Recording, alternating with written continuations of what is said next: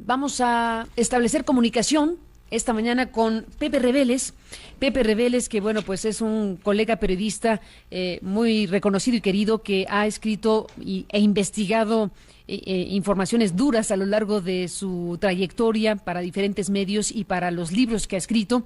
Desde luego, su tarea, entre otras cosas, ha tenido que ver con el seguimiento de los grandes casos del narcotráfico y del crimen organizado. Pepe Reveles, gracias por tomarme la comunicación. Te llamamos, pues sí, a bote pronto, pensando que tendrías algo que decir sobre Caro Quintero y sobre lo que puede significar, si es que no ocurre nada en el camino, su inmediata liberación, como ha ordenado un tribunal federal de Jalisco. Buenos días, José, te saludo. Carmen, con muchísimo gusto. ¿Qué dices?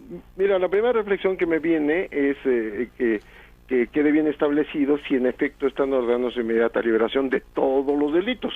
Porque luego hay inmediata liberación que se refiere a un grupo de uno de 25 delitos y se queda ahí. Queda pendiente otra. Exacto. Es el caso ahorita de la Reina del Pacífico, mal apodada así por el gobierno, Sandra Ávila Beltrán, que en teoría queda libre en Estados Unidos, pero viene y posiblemente, si no gana un amparo, vaya todavía a la cárcel a cumplir una condena sobre un delito que sus abogados piensan que lo va a liberar. Pero bueno, esa es la situación. Ese es muy buen punto, buen punto para entonces, si fuera el caso, sí. Yo creo que la primera reflexión es que las cárceles en México no rehabilitan a nadie, ¿no? Ni las de alta seguridad, ni las de mediana, ni las de baja seguridad.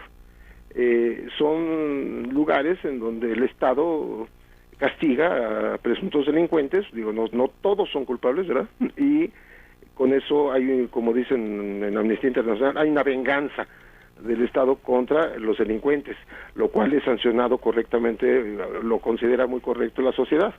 Y sobre todo cuando se les criminaliza de la forma más extrema que ha habido en los casos recientes en México.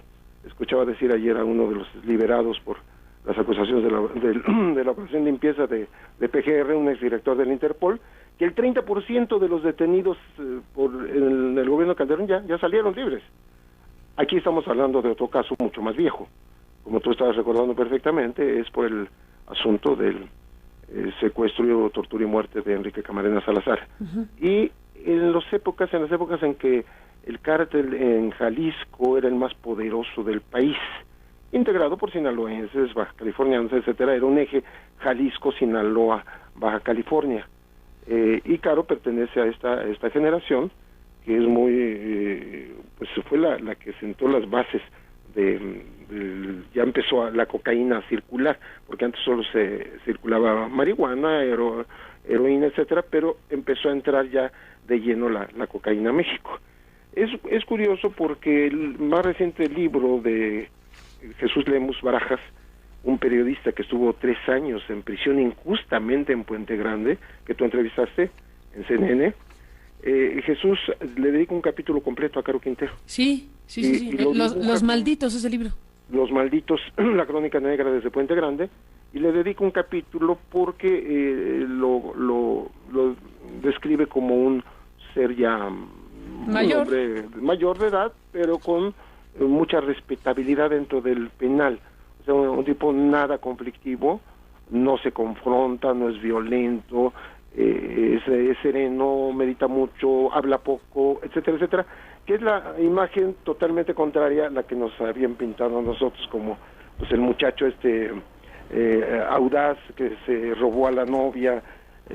Hay muchos rumores, ¿no? Se dice que pudo haber sido incluso la novia de Enrique Camarena, ni más ni menos. El hombre poderosísimo que tuvo el rancho El Búfalo en Chihuahua es el decomiso más grande jamás hecho en la historia de México. Estamos hablando de más de 11,000 toneladas de marihuana.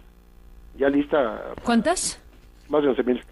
Uf, enorme. Es una barbaridad. Pero además tenían el cálculo de la época. Yo lo escribí por aquellos años, pero también Granados Chapa, por ejemplo, mencionaba 13,000 trabajadores en trabajo esclavo. O sea, eran reclutados, había una leva de campesinos, sobre todo sinaloenses, sonorenses, de Chihuahua, de La Laguna, y se los llevaban a este rancho a trabajar con promesa de pagos extraordinarios muy fuertes, ¿no? Pero ya estando ahí, lo que hicieron fue mantenerlos trabajando gratis. y en situación bastante deplorable, y fue el ejército el que intervino en este rancho, y Camarena tuvo que ver en esta incautación enorme de cannabis. Estamos hablando del año 1984. Entonces, al año siguiente vino ya la venganza contra Camarena, y lo que todo el mundo sabe, ¿no? Que fue asesinado junto con el piloto mexicano Alfredo Zavala Velar. Los cuerpos fueron encontrados en un rancho apodado Mareño, en Michoacán, y ahí se derivó una protesta del entonces gobernador, que era Cuauhtémoc Cárdenas Solórzano, y dijo que le estaban invadiendo la soberanía a su estado porque ni le avisaron, y hay la sospecha de que se fueron y se lo sembraron. O sea que no es que los hayan dejado ahí. Sí. Entonces hay todo un lío, es demasiado extenso las repercusiones, porque es cuando se profundiza, se intensifica la relación entre los mexicanos y los colombianos para el tráfico de cocaína. Es el momento en que Estados Unidos extiende el brazo largo, disque justiciero, y aplica la ley extraterritorialmente.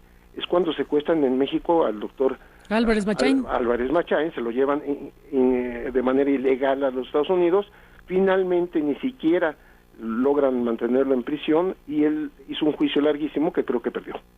Pero bueno, esto de que México, que los Estados Unidos se tomen la libertad de tomar prisioneros de otro país y llevárselos ilegalmente a través de la frontera, bueno. Sí, vinieron por él, efectivamente fue el escándalo de Álvarez Machain. Estamos hablando de los 80, ¿verdad? Sí, bueno, yo creo que los Estados Unidos siguen haciendo este tipo de cosas, solamente que ahora lo hacen de manera encubierta, según nos informan los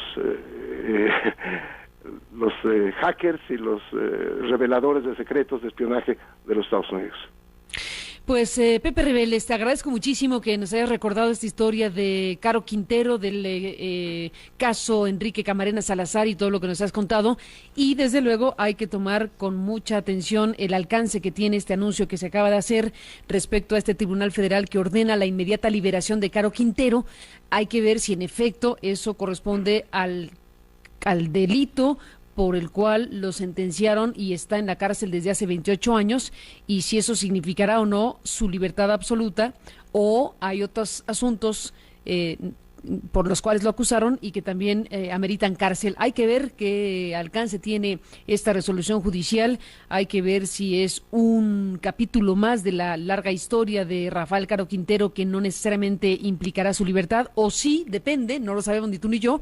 Lo que tenemos en este momento en la mañana es que hay una orden judicial desde un tribunal federal que otorgó este amparo definitivo y que ordena la libertad al narcotraficante por una razón que ya explicaba Juan Omar hace un momento, que es pues tan singular como que no debió haber sido enjuiciado por la muerte de Kiki Camarena en el fuero federal, sino en el fuero común. Hazme tú el favor. No, y además la época en que no se acumulaban los delitos. Exacto. O sea, había máximos de prisión que ya han sido rebasados. Se supone que la calificación de un reo de alta peligrosidad en una cárcel de supuesta alta seguridad también tiene que ver con su peligrosidad. Llega un momento que hay personajes que han cumplido muchísimos años en prisión y que por supuesto ya no son peligrosos. O sea, esto no se ha aplicado para traficantes como don Ernesto Fonseca o Miguel Ángel Félix Gallardo, ¿no? Uh-huh. Ya son personas mayores, de la tercera edad. Pero sí se aplicó para Nazararo. Exacto. Y sí se aplicó para el exministro Díaz Infante. Se acogieron a la ley de los viejitos, como se le dice, ¿no? De que después de los 70 años tú tienes derecho a ser procesado o estar en prisión domiciliaria. ¿El caso Díaz Infante fue así? Fue el primero. El exministro de la... que hizo uso de esta prerrogativa legal, curiosamente propuesta por el PT. Estamos hablando de una historia muy complicada, pero bueno. Y después Nazar hizo lo mismo, y después Echeverría hizo lo mismo. Uh-huh. ¿Sí? Entonces, se ha aplicado para aquellos exfuncionarios acusados de represión, pero en pocas ocasiones, o casi ninguna, se ha aplicado a un supuesto delincuente real, peligrosísimo o no peligroso. Uh-huh. Y conozco el caso de una persona que está presa, cuando debió haber estado preso 10, 11 años, lleva 23, y no le permiten nada porque dicen que sigue siendo de alta peligrosidad. ¿Quién? Es un preso que estuvo con el Chapo, tuvo la mala suerte de estar simultáneamente en Puente Grande con el Chapo Guzmán, es el negro Valencia Fontes.